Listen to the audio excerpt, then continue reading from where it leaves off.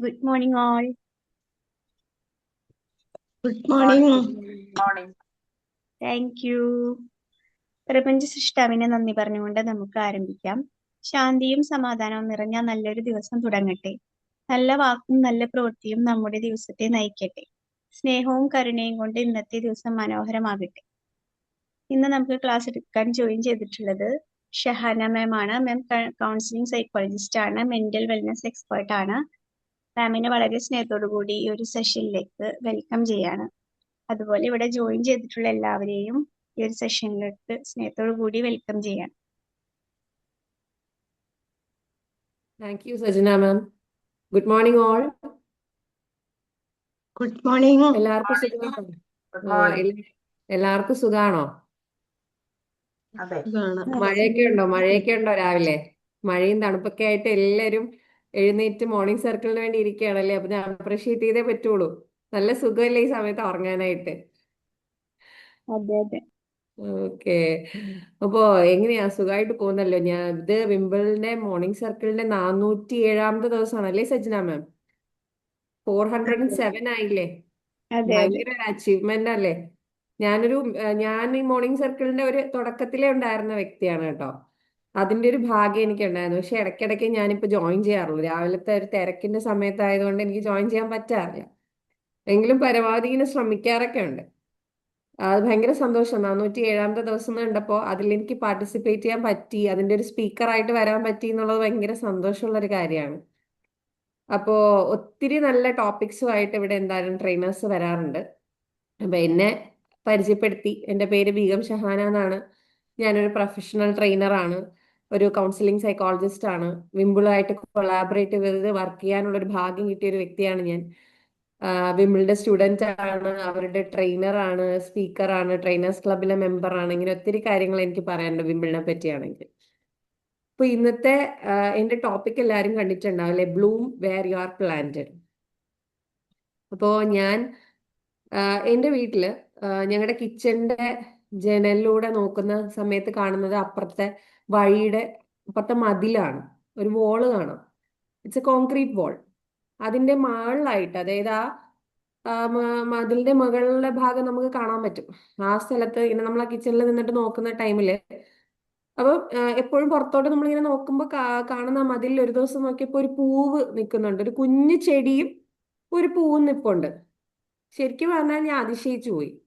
കാരണം ഇത്രയും കോൺക്രീറ്റിലുള്ള മതിലിൽ നിന്നൊരു ചെറിയ ചെടി വന്നിട്ട് അതിനകത്ത് പൂവ് വിരിഞ്ഞു നിൽക്കുന്നുണ്ട്. നമ്മളൊക്കെ എത്ര എഫേർട്ട് ഇട്ടാണ് ഗാർഡനൊക്കെ റെഡിയാക്കി അതിനകത്ത് പൂവുകളെ സംരക്ഷിച്ചു കൊണ്ടുവന്നത്. ഞാനിങ്ങനെ ആലോചിച്ചു, അവിടെ ആരായി ചെടി കൊണ്ട് നടാൻ? ആ ചെടി, അതിൽ നിന്നൊരു പൂവ്, നമ്മൾ ഒരു എഫേർട്ടും ഇല്ലാതെ ആരുടെയും സഹായം ഇല്ലാതെ ഒരു പൂവ് വിരിഞ്ഞു നിൽക്കുന്നു. അപ്പൊ എനിക്കത് അതിശയം ഉണ്ടാക്കിയ ഒരു കാര്യമാണ്. കാരണം ആ മതിലിൽ ഒരു പൂവ് വിരിഞ്ഞു നിൽക്കുന്നുള്ളത്. അപ്പൊ ഞാനിങ്ങനെ എല്ലാരും വിളിച്ച് കാണിക്കുകയും ചെയ്തു, നോക്കി അതിലൊരു പൂവ് വിരിഞ്ഞു നിൽക്കുന്നു എന്നാണ്. അപ്പോ നമ്മുടെ മുന്നില് അതൊരു, എന്താണ്, നമുക്കൊരു എക്സാമ്പിൾ ആണ് കാണിക്കുന്നത്. നമ്മുടെ ജീവിതത്തിൽ എന്തൊക്കെ തടസ്സങ്ങൾ ഉണ്ടായാലും, എന്ത് പ്രതിസന്ധി ഉണ്ടായാലും അവിടെയൊക്കെ വിരിയാൻ, ഒരു നല്ല പൂവായി മാറാനുള്ള സാധ്യതകളുണ്ട് എന്ന് കാണിക്കുന്ന ഒരു പൂവായിരുന്നു അത്. ഇല്ലേ? നമ്മുടെയൊക്കെ മനസ്സിനകത്ത് ഒത്തിരി ആഗ്രഹങ്ങളുള്ളവരാണ് നമ്മളല്ലേ. പുതിയ പുതിയ കാര്യങ്ങൾ ചെയ്യണം, ലോകത്തിൽ മാറ്റങ്ങൾ കൊണ്ടുവരണം, അല്ലെങ്കിൽ ജീവിതത്തിൽ മാറ്റങ്ങൾ കൊണ്ടുവരണം, മറ്റൊരാളുടെ ലൈഫിൽ ഒരു ഇമ്പാക്റ്റ് കൊണ്ടുവരണം എന്ന് ആഗ്രഹിക്കുന്ന ആൾക്കാരാണ് നമ്മൾ. എന്തെങ്കിലുമൊക്കെ പുതിയ കാര്യങ്ങൾ ചെയ്യാനുണ്ടാവും. പക്ഷെ പലപ്പോഴും നമ്മൾ എന്ത് ചെയ്യാറുണ്ട്? സ്റ്റോപ്പ് ചെയ്യും.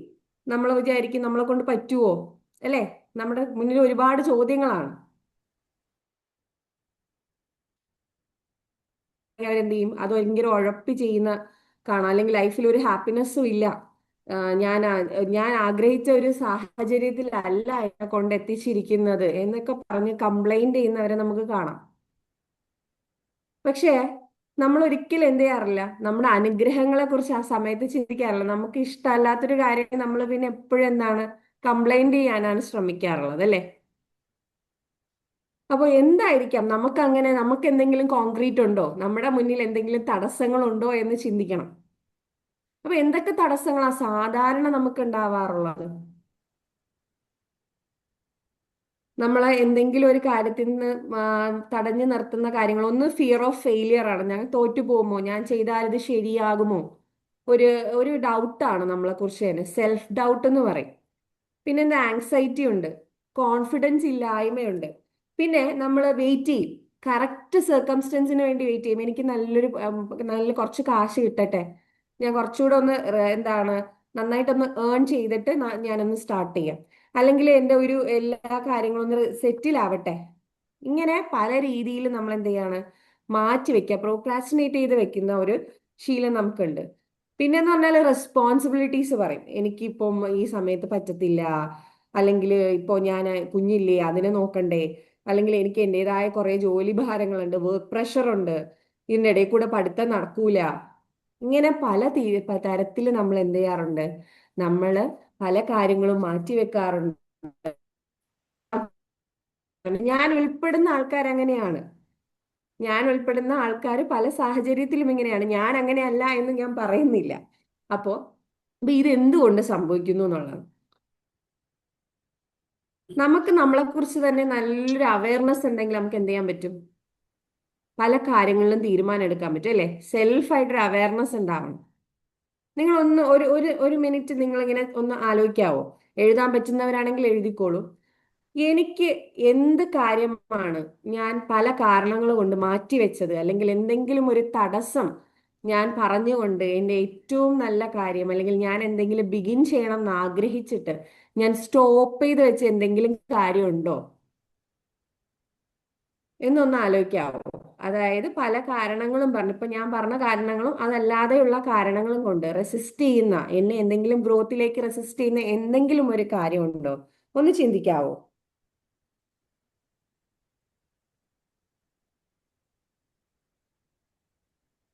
ഇനി എന്റെ കയ്യിൽ എന്ത് കാര്യമാണ് അത് സ്റ്റാർട്ട് ചെയ്യാനുള്ളത്, ഇപ്പൊ എന്റെ കയ്യിൽ എന്താ ഉള്ളത്?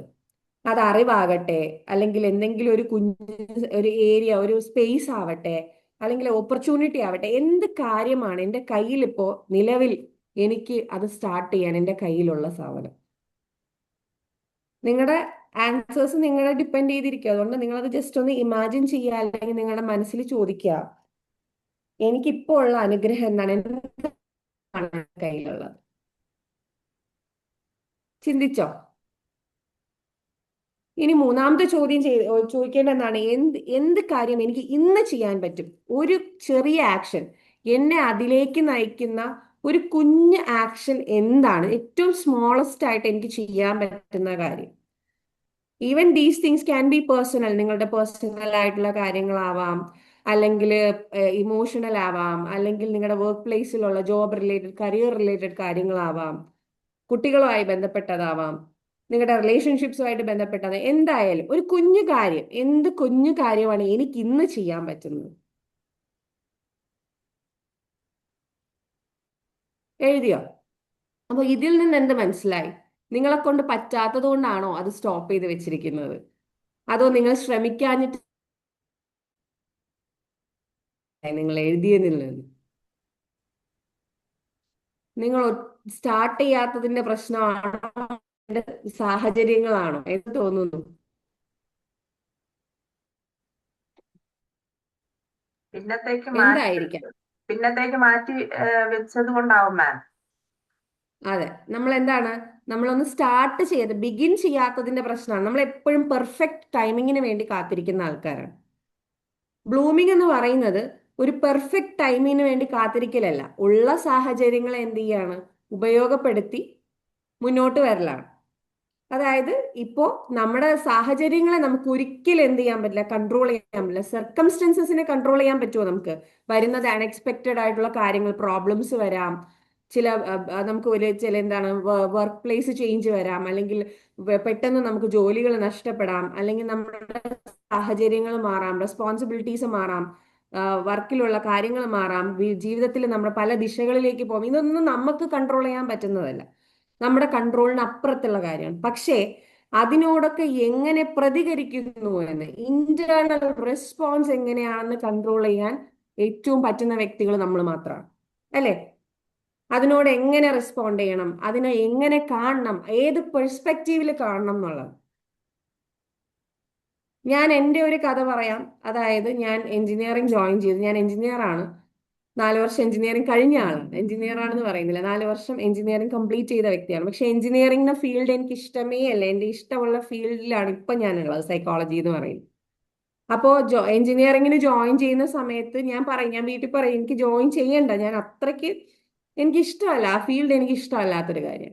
പക്ഷെ സാഹചര്യങ്ങൾ എന്നെ എന്ത് ചെയ്തു, എഞ്ചിനീയറിംഗിലേക്ക് എന്നെ കൊണ്ടെത്തിച്ചു. എനിക്ക് കൺട്രോൾ ചെയ്യാൻ പറ്റുന്ന ഒരു കാര്യം ആയിരുന്നില്ല ആ ടൈമിൽ. ഞാനൊരു 17 years ഓൾഡ് ആയ ഒരു വ്യക്തിക്ക് എപ്പോഴും പാരന്റ്സിനെ അനുസരിക്കുക, ചുറ്റുപാടുള്ള ആൾക്കാരെ അനുസരിക്കുക എന്നുള്ളത് വളരെ ഇമ്പോർട്ടന്റ് ആയിട്ട് കണ്ടിരുന്ന ഒരാളായതുകൊണ്ട് എനിക്ക് എന്ത് ചെയ്യേണ്ടി വന്നു, എഞ്ചിനീയറിംഗ് ജോയിൻ ചെയ്യേണ്ടി വന്നു. ഒട്ടും ഇഷ്ടമല്ലാത്തൊരു സാഹചര്യം. ഞാന് കരഞ്ഞില്ല എന്നൊന്നും പറയുന്നില്ല, 1 year ഫുള്ള് കരഞ്ഞു. പക്ഷേ വാട്ട് ഐ തോട്ട് ഇസ്, നമ്മളിപ്പോ എന്തായാലും ജോയിൻ ചെയ്തു. ഈ കോഴ്സ് എന്തല്ല ഒരു മോശം കോഴ്സ് ഒന്നും അല്ലല്ലോ, നമ്മളെ കൊണ്ടിട്ടിരിക്കുന്ന കോഴ്സ് എന്തായാലും ഒരു മോശം കോഴ്സ് അല്ല. അപ്പൊ എന്ത് ചെയ്യാം, എന്തായാലും എഫേർട്ട് എടുത്ത് പഠിക്കാം എന്ന് കരുതി പഠിച്ചൊരു വ്യക്തിയാണ് ഞാൻ. അത് കഴിഞ്ഞ് ജോലി അതുമായിട്ട് സംബന്ധിച്ച് ചെയ്യാനൊന്നും ഞാൻ പോയില്ല. ആ 4 year കോഴ്സ് എനിക്ക് തന്ന എക്സ്പീരിയൻസ് വേറൊന്നായിരുന്നു. ഇപ്പോഴും ഞാൻ പറയും അതൊരു മോശം ചോയ്സോ അല്ലെങ്കിൽ മോശം നാളുകൾ, അതിപ്പോ എന്റെ 4 വർഷം കളഞ്ഞു എന്ന് പലരും റിഗ്രറ്റ് ചെയ്യും, ഇഷ്ടമല്ലാത്തൊരു കോഴ്സ്. പക്ഷെ ഞാൻ റിഗ്രറ്റ് ചെയ്യില്ല, കാരണം അത് അത്രയും നല്ല ഒരു എക്സ്പീരിയൻസ് ആയിരുന്നു. ലേണിംഗ് ആയാലും സ്കിൽ ഡെവലപ്മെന്റ് ആയാലും ഒക്കെ ഒത്തിരി നടന്ന ഒരു കാലഘട്ടമായിരുന്നു എനിക്ക് ആ 4 വർഷം എന്ന് പറയുന്നത്. പക്ഷെ അത് ഞാൻ പഠിച്ചതിന്റെ പേരിൽ ഞാൻ എന്ത് ചെയ്തില്ല, എന്റെ സ്വപ്നങ്ങൾക്ക് പിന്നാലെ പോവാതിരുന്നില്ല എന്നുള്ളതാണ് ഞാൻ എൻ്റെ ലൈഫിൽ ചെയ്ത ഏറ്റവും വലിയ ശരി എന്ന് പറയുന്നത്. പലരും എന്നോട് ചോദിക്കാറുണ്ട് എഞ്ചിനീയറിംഗ് കഴിഞ്ഞിട്ട് എന്തേ നേരെ ഒരു ആർട്സ് ഡിഗ്രി ആയി സൈക്കോളജിയിലേക്ക് പോയി. അത് എൻ്റെ ഇഷ്ടത്തിലേക്ക് ഞാൻ പോകാൻ എടുത്ത വഴിയാണ്. ഒരിക്കലും എഞ്ചിനീയറിംഗിനെ നിസ്സാരവൽക്കരിച്ചതല്ല. എനിക്കിഷ്ടം സൈക്കോളജി ആയിരുന്നത് കൊണ്ട് എന്നെ കൊണ്ട് പറ്റുന്ന രീതിയിൽ ഞാൻ എന്ത് ചെയ്യാറുണ്ട്, ശ്രമിക്കാറുണ്ട്. അപ്പോ നമ്മൾ ശ്രമിച്ചു കഴിയുമ്പോൾ എന്ന് പറഞ്ഞാൽ ഞാനിപ്പോ എന്റെ ഇഷ്ടങ്ങളിലേക്ക് ഇറങ്ങി കഴിഞ്ഞപ്പോൾ എന്റെ സാഹചര്യങ്ങളെല്ലാം അതിനനുസരിച്ച് അനുകൂലമായി വന്നു എന്നുള്ളത് വലിയ ഭാഗ്യമാണ്. നമ്മളൊന്ന് സ്റ്റാർട്ട് ചെയ്ത് കഴിയുമ്പോൾ ഈ ലോകം മുഴുവനും നമുക്ക് അനുകൂലമായി നിൽക്കുന്നത് നമുക്ക് ഫീൽ ചെയ്യാൻ കഴിയും. നമ്മൾ എവിടെയാണോ ഭയന്ന് അല്ലെങ്കിൽ നമുക്കത് ചെയ്യാൻ പറ്റില്ല എന്ന് കരുതിയിരിക്കുന്നിടത്തുനിന്ന് നമ്മളെ ഗ്രോത്തിലേക്ക് നയിക്കുന്നത് നമുക്ക് കാണാൻ കഴിയും എന്നുള്ളതാണ്. അതായത് ആൽക്കമിസ്റ്റില് പൗലോ കൊയ്ലോ പറഞ്ഞ പോലെ നിങ്ങൾക്കൊരു ആഗ്രഹം ഉണ്ട്, അത് തീവ്രമാണെങ്കിൽ ഈ ലോകം മുഴുവൻ നിങ്ങളുടെ കൂടെ നിൽക്കും എന്ന് പറഞ്ഞത് ചുമ്മാ അതല്ല. കാരണം ഇത് ഏറ്റവും വലിയൊരു എക്സാമ്പിൾ ആണ് വിംബിൾ എന്ന് പറയുന്നത്. വിംബിളിൽ വെറും ഒരു ചെറിയൊരു വാട്സപ്പ് ഗ്രൂപ്പായിട്ട് സ്റ്റാർട്ട് ചെയ്ത് ഇന്ന് വിംബിൾ നിൽക്കുന്നതെന്ന് പറയുന്നത് അത്രയും ഒരു ഗ്രോത്തിന്റെ ഫേസിലാണ്. ഇപ്പോൾ ഭയങ്കര വലിയൊരു ഗ്രോത്തിലേക്കാണ് പൊക്കോണ്ടിരിക്കുന്നത്. ഭയങ്കര സന്തോഷമുള്ള കാര്യമാണ്. അപ്പൊ അതെല്ലാം നമ്മുടെ മുന്നിൽ എക്സാമ്പിൾസ് ആയിട്ടുണ്ട്. അപ്പൊ നമ്മൾ എങ്ങനെ ഇത് അച്ചീവ് ചെയ്യും എന്നുള്ളതാണ്. ഒരു സിമ്പിൾ ആയിട്ടുള്ള 3 സ്റ്റെപ്പ് ഞാൻ പറഞ്ഞുതരാം. എൻ്റെ ലൈഫിൽ ഞാൻ ചെയ്തിട്ടുള്ള 3 സ്റ്റെപ്പ്. ഒന്ന്, എന്താണോ നിങ്ങൾ അല്ലെങ്കിൽ എവിടെയാണോ നിങ്ങൾ അതിനെ അക്സെപ്റ്റ് ചെയ്യണം, അത് റിയലൈസ് ചെയ്യണം. അതൊരിക്കലും അക്സെപ്റ്റ് ചെയ്ത് മിണ്ടാതിരിക്കലല്ല. എനിക്ക് ഇത്രേ ഉള്ളൂ, ഞാൻ ഇങ്ങനെയാണ് എന്ന് നിങ്ങൾ ആദ്യം അക്സെപ്റ്റ് ചെയ്യുക. എൻ്റെ കയ്യിൽ ഇങ്ങനെ പറ്റുള്ളൂ, അല്ലെങ്കിൽ ആ സാഹചര്യങ്ങൾ എനിക്ക് മാറ്റാൻ പറ്റില്ല എന്നുള്ളത് ആദ്യം റിയലൈസ് ചെയ്യണം. രണ്ടാമത്, നിങ്ങളുടെ കയ്യിൽ എന്താണോ ഉള്ളത് അതിനെ യൂസ് ചെയ്യുക. വാട്ട് യു ഓൾറെഡി ഹാവ് എന്നുള്ളത് അതിനെ യൂസ് ചെയ്യുക. Use what you already have. അല്ലാതെ നമുക്ക് പുതിയൊരു സാധനം ഉണ്ടാക്കാൻ പറ്റില്ല. പക്ഷേ മനസ്സിലാക്കാനുള്ളത് ആ സാധനം യൂസ് ചെയ്ത് തുടങ്ങുമ്പോൾ ബാക്കിയുള്ള സ്കിൽസും അതിന് വേണ്ടുന്ന കാര്യങ്ങളും നമ്മുടെ പിന്നാലെ വന്നോളും. നമ്മൾ അതിനു വേണ്ടി എഫേർട്ട് ഇട്ടാൽ മാത്രം മതി എന്നുള്ളതാണ്. ഈ use what already you have എന്ന് പറയുമ്പോൾ അതിനകത്ത് വേറൊരു കാര്യങ്ങളുണ്ട്, ഗ്രാറ്റിറ്റ്യൂഡ് എന്ന് പറയും. നമുക്കുള്ള കാര്യത്തിന് എന്ത് ചെയ്യണം, നന്ദിയുള്ളവരായിരിക്കണം. നമ്മുടെ മനസ്സിനകത്ത് ഗ്രാറ്റിറ്റ്യൂഡ് ഉണ്ടായിരിക്കണം. നമ്മൾ പലരും ഗ്രാറ്റിറ്റ്യൂഡ് ഉള്ളവരാണ്, മറ്റുള്ളവരോട് താങ്ക്സ് പറയാറുണ്ട്, ദൈവത്തിനോട് നന്ദി പറയുന്നവരാണ്. പക്ഷേ അതിനപ്പുറത്തേക്ക് ഉള്ളിൽ കൊണ്ട് നന്ദി നമ്മൾ പറയാറുണ്ടോ എന്ന് നമ്മൾ ആലോചിച്ച് നോക്കണം. നമ്മുടെ കയ്യിൽ ഇന്നുള്ള സ്കിൽ അല്ലെങ്കിൽ നമ്മുടെ കയ്യിലുള്ള എബിലിറ്റി എന്ന് പറയുന്നത് പലർക്കും ലാക്ക് ചെയ്യുന്നതിന്റെ ഭാഗമായിട്ട് അവർക്ക് മുന്നോട്ട് വരാൻ പോലും പറ്റുന്നില്ല. അതിന്റെ ഗുണങ്ങളെ കുറിച്ച് നമ്മളിങ്ങനെ ചിന്തിക്കണം. അപ്പോഴാണ് നമ്മുടെ കയ്യിലുള്ള ആ ഒരു എന്തൊരു റിസോഴ്സ് ആയാലും അതിന്റെ മഹത്വം നമുക്ക് മനസ്സിലാവുന്നതും നമ്മുടെ മനസ്സിനകത്തുള്ള പോസിറ്റിവിറ്റി ഇൻക്രീസ് ചെയ്യുന്നത് നമുക്ക് കാണാൻ കഴിയുന്നതാണ്, ഗ്രാറ്റിറ്റ്യൂഡ് വർദ്ധിപ്പിച്ചു കഴിഞ്ഞാൽ. അത് കഴിഞ്ഞിട്ട് ഈ ഒരു കാര്യം നമ്മൾ എവിടെയാണെന്ന് അക്സെപ്റ്റ് ചെയ്യുക. അത് കഴിഞ്ഞ് നമ്മൾ നമ്മുടെ കയ്യിൽ എന്താണോ ഉള്ളത് അതുകൊണ്ട് സ്റ്റാർട്ട് ചെയ്യുക എന്നുള്ളതാണ്. Use what already you have എന്നുള്ളത്. മൂന്നാമത്തെ കാര്യം, one step at A time. Daily നിങ്ങൾ നിങ്ങളുടെ സ്വപ്നങ്ങൾക്ക് വേണ്ടി അരമണിക്കൂർ 1 മണിക്കൂർ ഡെയിലി ഒരു 24 മണിക്കൂർ അതിനുവേണ്ടി വർക്ക് ചെയ്യണ്ട. ആ സ്വപ്നങ്ങളിലേക്ക് പതിയെ പതിയെ പതിയെ ഓരോ സ്റ്റെപ്പായിട്ട് നടന്നു പോയാൽ മതി. നിങ്ങളുടെ ഗ്രോത്ത് സ്ലോ ആയിരുന്നാലും സ്റ്റഡി ആയിരിക്കണം, കൺസിസ്റ്റന്റ് ആയിരിക്കണം. Every day you need to take actions for that dream. APJ Abdul Kalam പറഞ്ഞ എന്താണ്? ഉറങ്ങുമ്പോൾ കാണുന്ന നല്ല സ്വപ്നം നിങ്ങളെ ഉറങ്ങാൻ സമ്മതിക്കാത്തതാണ്, അല്ലെങ്കിൽ ഉണർന്നിരിക്കാൻ പ്രേരിപ്പിക്കുന്നതാണ് സ്വപ്നം എന്നല്ലേ? ശരിക്കും ഞാൻ എൻ്റെ ലൈഫിൽ നിന്ന് മനസ്സിലാക്കുന്നതാണത്. കാരണം ഉറക്കം കളയുന്നതല്ല അവിടെ ഉദ്ദേശിക്കുന്നത്. ക്ഷീണിച്ച് തളർന്ന് അല്ലെങ്കിൽ ലേസി ആയിട്ട് ഇരിക്കുന്ന സമയത്തും നിങ്ങൾ മോട്ടിവേറ്റഡ് ആകാൻ നിങ്ങളെ ഹെൽപ്പ് ചെയ്യുന്നതാണ് നിങ്ങളുടെ ഡ്രീംസ് എന്നുള്ളതാണ് അതിൻ്റെ അർത്ഥം. നിങ്ങളെ രാത്രിയിലത്തെ ഉറക്കം കളയുക, അല്ലെങ്കിൽ നിങ്ങൾ ക്ഷീണിച്ച് അല്ലെങ്കിൽ നിങ്ങളുടെ ഉറക്കം കളഞ്ഞ് നിങ്ങൾ പരിശ്രമിക്കാനല്ല അവിടെ ഉദ്ദേശിക്കുന്നത്. എപ്പോഴെങ്കിലും ലേസി ആയി പോയാൽ, എപ്പോഴെങ്കിലും ടയേർഡായി പോയാൽ, മനസ്സുകൊണ്ട് തളർന്നു പോയാൽ അവിടെ നിങ്ങൾക്ക് ഊർജം തരേണ്ടതായിരിക്കണം നിങ്ങളുടെ ഡ്രീംസ് എന്ന് പറയുന്നത്. അങ്ങനെയുള്ള ഡ്രീംസ് നമുക്ക് ഉണ്ടാവണം. അപ്പൊ ചോദിക്കും, ഇത്രയും ഏജ്ഡ് ആയി ഞാൻ, ഇനി എന്ത് ഡ്രീംസ് എന്ന്? അങ്ങനെ ഡ്രീംസിന് ഏജ് ഒന്നുമില്ല. എത്ര നാള് വേണോ നിങ്ങൾക്ക് ഡ്രീം കാണാം. ആ ഡ്രീമിലേക്ക് നിങ്ങൾക്ക് വർക്ക് ചെയ്യാം എന്നുള്ളതാണ്. അതിന്റെ റിസൾട്ട് ഒക്കെ പിന്നീടാണ്. നമ്മുടെ കയ്യിലല്ല അതിന്റെ റിസൾട്ട് എന്ന് പറയുന്നത്. നമ്മുടെ കയ്യിലുള്ളത് നമുക്ക് ഇടാൻ പറ്റുന്ന എഫേർട്ട് മാത്രമാണ്. നമ്മുടെ ടൈം നമ്മൾ ആ ഡ്രീമിലേക്ക് പുട്ട് എഫേർട്ട് എന്നുള്ളത് മാത്രമേ നമ്മുടെ കൈകളിൽ നിൽക്കുള്ളൂ.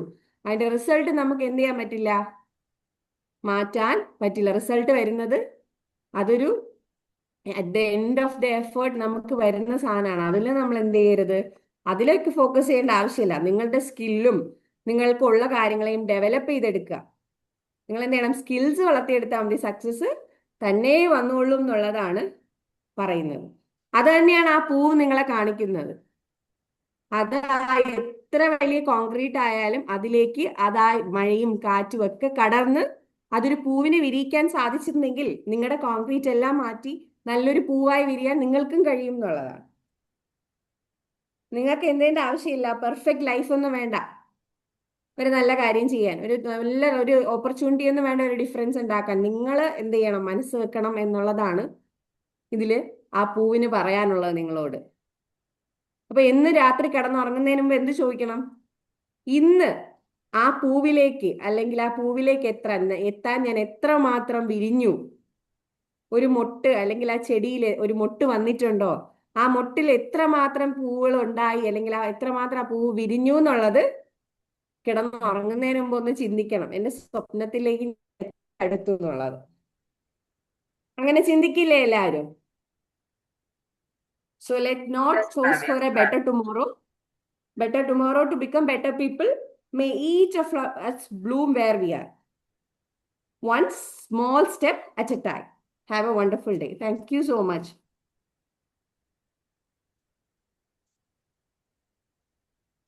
ഇനി നിങ്ങളുടെ ഭാഗത്തു നിന്നുള്ള ഫീഡ്ബാക്സ്, അതുപോലെ നിങ്ങൾക്ക് എന്തെങ്കിലും ഇതിലേക്ക് ആഡ് ഓൺ ചെയ്യാനുണ്ടോ എന്നുള്ളതാണ് എനിക്ക് അറിയേണ്ടത്. ഓരോരുത്തർക്കും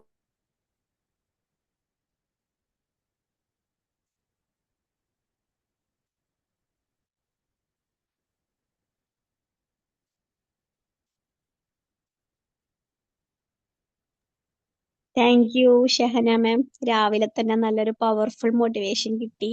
ഇന്ന് ഞായറാഴ്ച കാരണം കൊണ്ട് കുറച്ചൊരു മടിയൊക്കെ പിടിച്ചിങ്ങനെ ഇരിക്കായിരുന്നു. മോർണിംഗ് സർക്കിളൊക്കെ കഴിഞ്ഞിട്ട് ഒന്ന് കിടന്നാലോ എന്നൊക്കെ വിചാരിച്ചു. കുറച്ച് കാര്യങ്ങൾ ചെയ്ത് തീർക്കാനും ഉണ്ട്. പക്ഷെ മാമിന്റെ ഈ ഒരു സെഷനൊക്കെ കഴിഞ്ഞപ്പോ തീരുമാനം മാറ്റി. എന്തായാലും thank you so much. Thank you ma'am. Thank you Shahana ma'am. നല്ലൊരു പ്രസന്റേഷൻ ആയിരുന്നു ma'am. Bloom where you are planted. അതില് പലരും കംഫർട്ട് സോണിൽ നിന്ന് പുറത്തു വരാതെ ഒത്തിരി കഴിവുകളും കൊണ്ട് ഒളിച്ചിരിക്കുന്നവരും ഉണ്ട്. അപ്പൊ അവർക്കൊക്കെ വളരെ വലിയ എനർജി ഇതിൽ കൂടി കിട്ടുമെന്ന് ഞാൻ പ്രതീക്ഷിക്കുന്നു. നല്ലൊരു ടോപ്പിക് ആയിരുന്നു മാം പ്രസന്റ് ചെയ്തത്. അതായത് ഈ സ്മോൾ സ്റ്റെപ്പിൽ നമ്മൾ തുടങ്ങി അത് ബിഗ് സ്റ്റെപ്പിലോട്ട് കൊണ്ടുപോകാൻ എല്ലാവർക്കും കഴിയും. എല്ലാവരുടെയും ഉള്ളില് നോളജ് ഉണ്ട്. ഇപ്പം ഫോർ എക്സാമ്പിൾ ഞാൻ ഇതേപോലെ ടീച്ചറായിരുന്നു 8 വർഷത്തോളം. പിന്നെ മോനെ നോക്കണമെന്നുള്ള ആ ഒരു രീതിയിൽ 10 വർഷത്തോളം ബ്രേക്ക് എടുത്ത് മോന്റെ വളർച്ച നോക്കിയിരുന്നു. പക്ഷെ അന്നും നമുക്ക് വേണമെങ്കിൽ എന്തും ചെയ്യാമായിരുന്നു, ട്രൈ ചെയ്യാമായിരുന്നു. പക്ഷെ അതിനുശേഷം ഇപ്പൊ ഈ കഴിഞ്ഞ വർഷമാണ് ഞാനിങ്ങനെ എന്റെ മെയിൻ ഹിസ്റ്ററി ആയിരുന്നു. പക്ഷെ എന്തോ യാദൃച്ഛികമായിട്ട് കൗൺസിലിങ്ങിന്റെ ഒരു ഡിപ്ലോമ കോഴ്സ് ചെയ്ത് അപ്പൊ വീണ്ടും അത് നമുക്ക് നേടണം, ഇങ്ങനെ റെസ്റ്റ് എടുത്താൽ പറ്റില്ല എന്നെനിക്കൊരു ചിന്ത വന്നിട്ട് ഞാൻ ഇതേപോലെ ഒരു പോസ്റ്റ് ഗ്രാജുവേഷൻ സൈക്കോളജി ഇപ്പൊ സ്റ്റുഡന്റ് ആണ്. അങ്ങനെ ഞാൻ മുന്നോട്ട് പോവുകയാണ്. അപ്പൊ അതിൽ കൂടുതൽ ഒരു എക്സാമ്പിൾ ഇനി നമുക്ക് വേണ്ടല്ലോ. നല്ല അടിപൊളി സെഷൻ ആയിരുന്നു മാം. നല്ല ഒരു സബ്ജക്റ്റ് ആയിരുന്നു. Thank you ma'am. Thank you Reena മാം.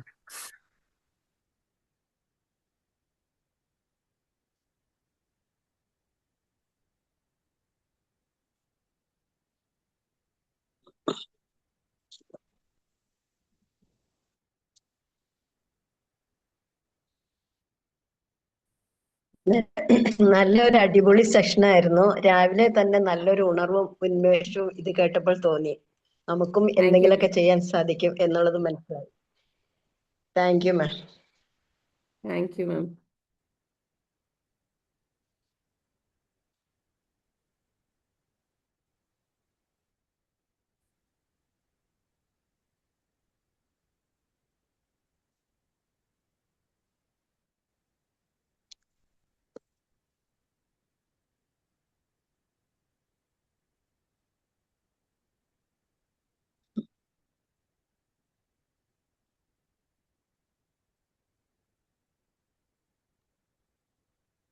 ഇന്ന് ഞായറാഴ്ച ആയതുകൊണ്ട് തന്നെ കുറവാണ്, ആളുകൾ കുറവാണ്.